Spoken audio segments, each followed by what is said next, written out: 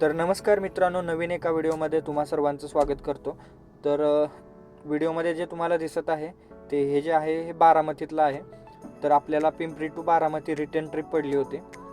तर व्हिडिओ मला आवर्जून शूट करावासा वाटला, कारण हे जे चित्र मला समोर दिसत होतं ते एवढं सुंदर होतं की मी खरंच इमॅजिनच करू शकत नाही. की म्हणजे बाजूला सर्व्हिस रोड होता, मधून म्हणजे स्पीड लेन होती, सगळ्यांसाठी फास्ट लेन होती, आणि फास्ट लेन आणि सर्व्हिस रोडच्या मध्ये म्हणजेच तुम्ही डाव्या बाजूला बघू शकता तर पूर्ण वॉकिंगसाठी रनिंगसाठी ट्रॅक होता. त्याच्यानंतर ना आधीमध्ये त्याच्यावरती बसायला बाकडं वगैरे होतं. एवढा सुंदर व्ह्यू होता आणि मला रेकॉर्डिंग करूसच वाटत होतं. म्हणजे मी ठरवलेलं की मला पूर्ण रेकॉर्ड करायचा. तर हा जो रस्ता जो होता बारामती सिटीपासून आय थिंक बारामती MIDC पर्यंत हा रस्ता होता.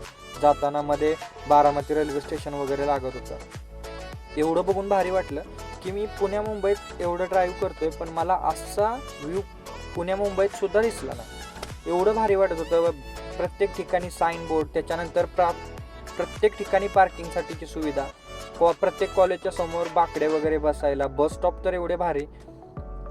आणि खरंच मला एवढं भारी वाटलं, त्यामुळे मी हे पूर्ण व्हिडिओ शूट करून घेतलं. तर आपल्या ट्रिपबद्दल बोलायचं झालं तर कस्टमरने ट्रिप बुक केली होती. आपण 300 किलोमीटरचं पॅकेज दिलं होतं. आणि महत्त्वाचं म्हणजे कॉलेजसाठी व्हिजिट वगैरे होते. तर याच्यामध्ये शाहू हायस्कूल कॉलेज होतं, त्यानंतर MES महाराष्ट्र एज्युकेशन सोसायटीचं एक कॉलेज होतं, त्यानंतर विद्याप्रतिष्ठानचं एक कॉलेज होतं, आणि त्यानंतर सगळ्यात जबरदस्त कॉलेज म्हणजे तुळजाराम चतुरचंद कॉलेज.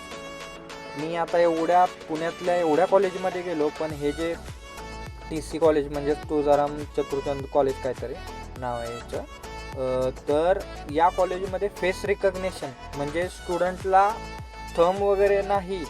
म्हणजे एवढं आता एवढे मोठे कॉलेजेस आहेत पुण्यात, पण बाहेरला कोणी एंट्री वगैरे करून जाऊ शकतं आतमध्ये.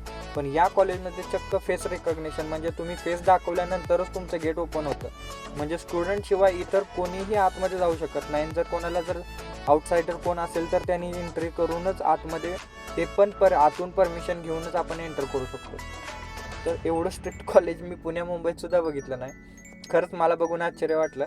आणि खरं तर काय म्हणजे बारामती तालुक्याच्या ठिकाणी आय थिंक तालुकासुद्धा म्हणजे मला काय माहिती नाही आहे त्याबद्दल, पण एवढे मोठे कॉलेजेस, त्यानंतर हा जो रस्ता बघितल्यावरती तर एवढं भारी वाटलं मला की म्हणजे मोठमोठ्या शहरात सुद्धा असे रस्ते नाही आहेत, अशी सुविधा नाही आहे. महत्त्वाचं म्हणजे सगळ्यात महत्त्वाचं सांगायचं झालं तर कस्टमरबद्दल.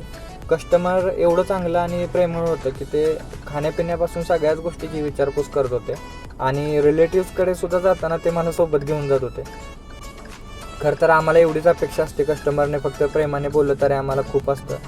पण खूपच कमी असे कस्टमर भेटतात जे एवढे विचारपूस करतात, एवढं प्रेमाने वागतात. एवढं जरी केलं तर खूप छान वाटतं. तर अशी आपली ओव्हरऑल ट्रिप होती जी पिंपरी टू बारामती रिटर्न. तर तुम्हा सगळ्यांना मला हेच सांगायचं आहे की जेव्हा पण आपण ओला उबर कॅब्समध्ये चालवत असतो त्यावेळेला प्रत्येक ट्रिपनंतर आपण किंवा प्रत्येक ट्रिपला आपण कस्टमरला चांगली सर्व्हिस दिली पाहिजे, त्यांच्याशी चांगलं बोललं पाहिजे. त्यांच्याशी चांगली वर्तणूक केल्यानंतर ते आपोआप आपल्याला कॉन्टॅक्ट करतात. तर त्यांना आपलं बिझनेस कार्ड जे आहे त्याचा फोटो किंवा नंबर आपण दिला त्यांना, ट्रिप्स कधी भविष्यात तुम्हाला आउट स्टेशन किंवा लोकल ट्रिप्सची गरज पडली तर तुम्ही आम्हाला डायरेक्टली कॉल करू शकता, मेसेज करू शकता. असं जर तुम्ही त्यांच्याशी चांगला व्यवहार केला तर ते नक्कीच तुम्हाला परत रिटर्न कॉल करतील. तर असं जर केलंच तर तुम्ही चांगले पैसे कमवू शकता. आणि ओला उबरच्या भरोश्यावर जर राहिलं तर चांगलं अर्निंग वगैरे होणार नाही. तर हाच आजच्या व्हिडिओमधून तुम्हाला सांगायचं होतं.